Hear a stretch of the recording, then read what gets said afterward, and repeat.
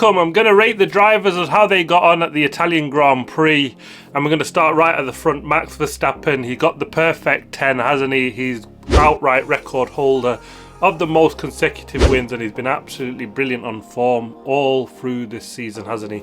But he was beaten to pole by the Ferraris, and Carlos Sainz put it on pole. Brilliant lap from him. But we find out that the Red Bull was kind of set up more for the race, and actually generally they've just been better in the race in terms of just being able to hold on to that tyre a lot longer than the Ferraris, their biggest downfall really. And that's what it came. It was almost a matter of time when he got that pass on Carlos Sainz. It took him a bit longer than I thought it would. Carlos Sainz defended brilliantly well. Yeah, when will this run end? He's been fantastic, hasn't he, Max Verstappen? But I'm going to go for a 9 out of 10 just because he didn't get that pole position lap. Next up, Sergio Perez. A brilliant return to form from him, isn't he? He's had a poor qualifying though in 5th place, which is a real shame actually, because his race pace was really quite good. We might have actually seen a battle for the race lead with Max. Potentially, it wasn't to be, was it? It's kind of where he needs to fix that a little bit, get him closer to the front. But he made the crucial moves, good battle with Charles Leclerc, and then on Carlos Sainz from 5th to 2nd place. A Red Bull 1-2. Much more needed from Perez like this. If he can sort out his qualifying and get closer to Max, you know, we might get the action that we've been really looking forward to. An 8 out of 10, much improved for Sergio Perez. And then comes Carlos Sainz in 3rd place, on pole position. He was magnificent throughout this whole weekend, wasn't he? Fast in the practice sessions, beat his teammate in quali, and he defended brilliantly well in the race, didn't he? Held back Max Verstappen so well. It's a shame he made that small mistake that kind of helped Max through, but he was pushing it to the very end, and you know, that's kind of the mistakes that Max Verstappen doesn't make, and that's probably something that he should need to weed out when he's under pressure, just to try and keep it all together. And I think that's the same with both Ferrari drivers. I don't know if it's just something the car is harder to drive, or that, you know, it's just a bit of experience that they need while battling at the front. But yeah, brilliant battle. Did really well to hold off Charles Leclerc at the end. Fantastic seeing them two Ferraris fight. Brilliant weekend for Ferrari overall, I think. They gave it everything. Just what we wanted to see. A 10 out of 10 for Carlos Sainz. And then comes Charles Leclerc in 4th place. He's had a bit of a mixed weekend, hasn't he? He's been slower than Carlos Sainz all weekend. He was beaten to pole by him by, I mean, it's nothing, isn't it? Half a tenth of a second to pole. So it was, you know, just getting the right lap and he would have got pole.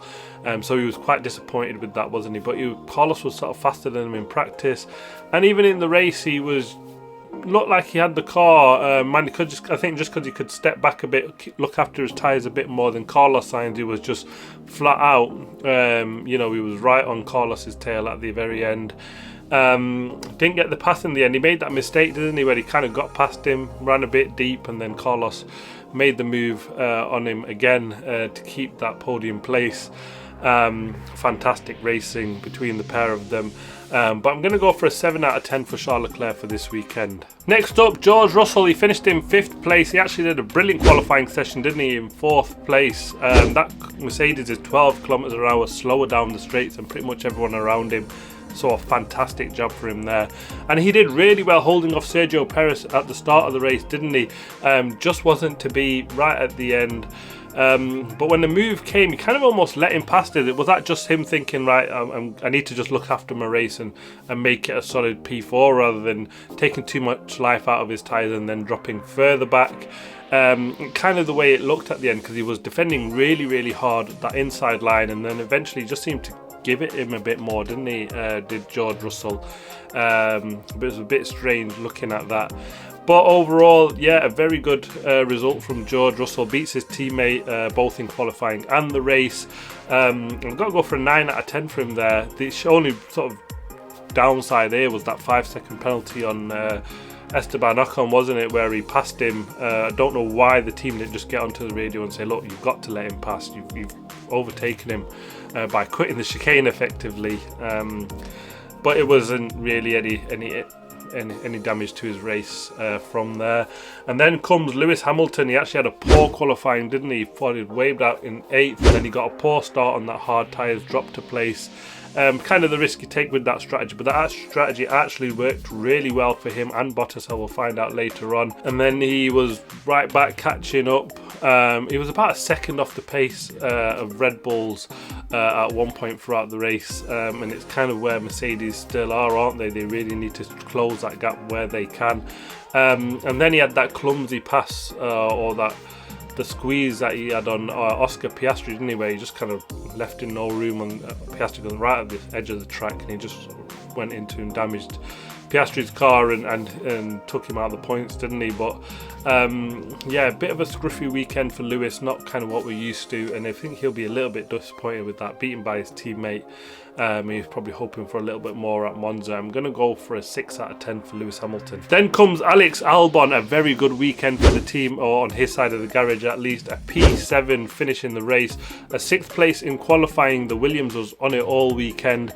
He actually got a bit of a poor start, didn't he, and then dropped back behind one of the McLarens, then crucially made that move past him again. And then was the roadblock at the end. It's a shame that car is so hard on its tyres. It's a bit like the Haas and the Ferraris, isn't it, but kind of a bit worse.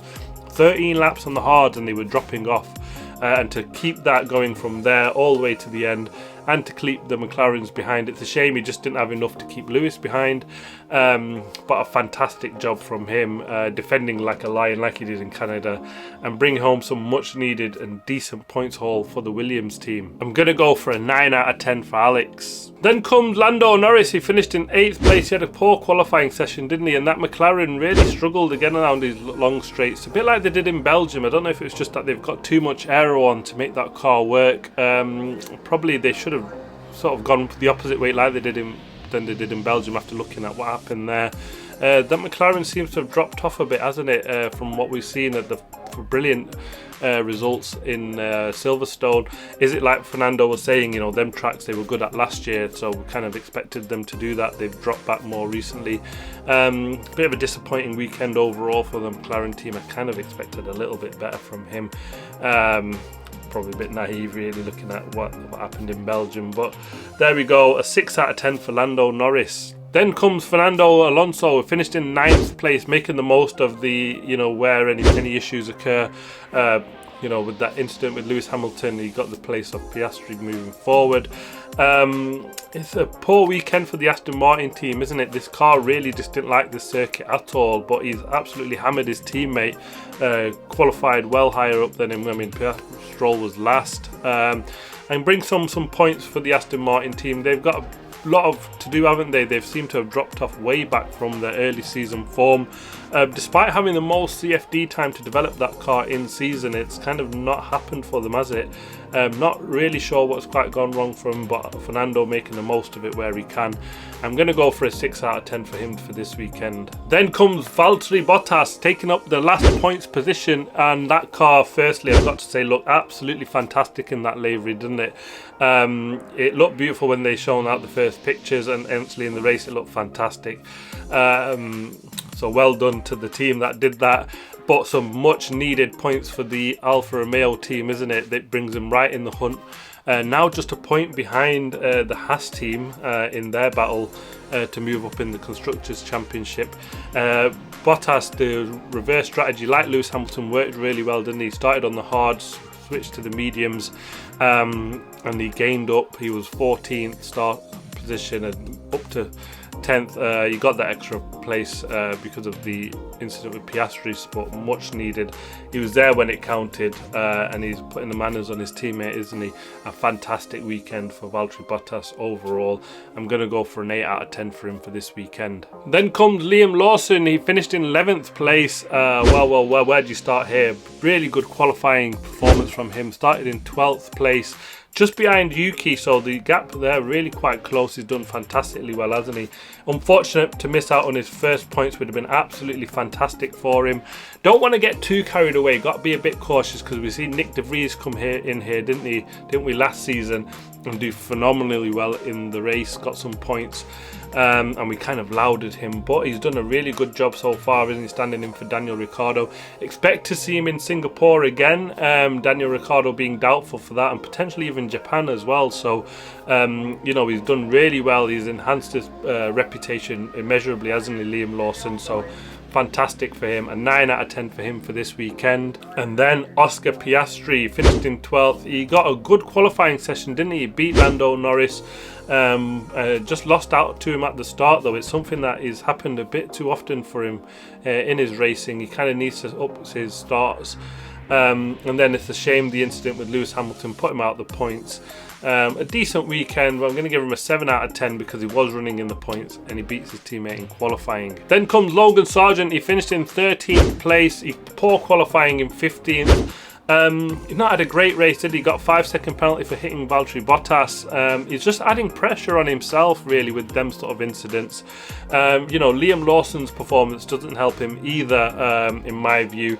A 4 out of 10 for Logan Sargent for this weekend. He kind of needs to get something to go for him sometime soon, doesn't he? And then Zhou Guanyu finished in 14th place, started in 16th. A decent start. But he'll be disappointed, hasn't he? He's kind of dropped back off his teammate Valtteri Bottas, hasn't he, in recent times. Kind of needs to close that back up a bit. And yeah, you know, Valtteri gets some points. He finishes 4 places behind. He'll be hoping for better. He'll be disappointed. So I'm going to go for a 5 out of 10 for him for this weekend. Then comes Pierre Gasly, finished in 15th place, isn't he? After the high Van Zandvoort, the car was really poor here, isn't it? And the weakness of that car really shown. You know, the engine performance really down. And that was a big reason for them doing so badly. But I don't think they expected to do as badly as this, because, you know, in the sprint race in Belgium they did well, and that's got long straight. So kind of a bit unsure when there'll be a lot of head scratching going on over there to see what actually went wrong there. Yeah, he'll be disappointed. A 5 out of 10 for him for this weekend. And then we come to Lance Stroll, finished in 16th place. Well, he's had an absolutely shocker of a weekend. Qualified last. He was running way back in the race as well. He's been absolutely hammered by his teammate. He really needs to get some performances together to try and protect himself from, you know, getting kicked out of his dad's team. You know, it can't be more worse than that. And it's almost getting to the feeling like that's the only reasons he's still in that seat. A 2 out of 10 for him. And then comes Nico Hülkenberg, finished in 17th place. Actually a really good qualifying performance from him again, isn't it? Story of their season, he started in 13th place, but again the car is really poor in race trim. Just seemed to be so hard on their tyres, and Monza, where they went a step softer on the tyres, probably didn't help them at all. They chewed them away and they ran pretty much at the back for most of that weekend. I'm going to go for a 6 out of 10 mainly because of that qualifying performance. And then comes his teammate Kevin Magnussen, the last of the runners, finished in 18th. He actually qualified in 19th. Yeah, he's lost his mojo a bit, hasn't he, from last season. He seems to be getting hammered by his teammate in qualifying. In the race trim, he's a lot better. You know, they both brought equal amount of points in for the Haas team, haven't they? So, yeah, maybe a bit too harsh on him, but yeah, he seems to have lost it a little bit from there. And I'll be hoping for more to come from that. That car really needs some upgrades. A 5 out of 10 for Kevin Magnussen. And then comes the DNFs. The first of that is Ocon. He actually had a decent race, didn't he? A poor qualifying out in Q1, but he was up into 9th place, wasn't he? He had the opposite race to Pierre Gasly, who was just struggling throughout. And then had a steering issue, and he had a DNF because of that, safety reasons, which is a real shame. But I'm going to go for a 4 out of 10 just because he had a decent race there for that car. And then Yuki Tsunoda, it's massively disappointing, wasn't he? Actually a decent qualifying, starting in 11th place. I'm sure he would have been in the fight for some points. Just didn't make it round the formation lap, did he? He said there was some sort of issue with the gearbox or engine, lost torque, and then off he went. Yeah, really disappointed to not see the start. And based on the qualifying performance, I've got to give him like a 7 out of 10, haven't I? Just for that quality performance, because there's nothing there to judge him on in the race. And next up, Singapore. Watch out for the race preview coming soon, probably early next week. Thanks for watching. Please like, subscribe and comment. I'll see you in the next video.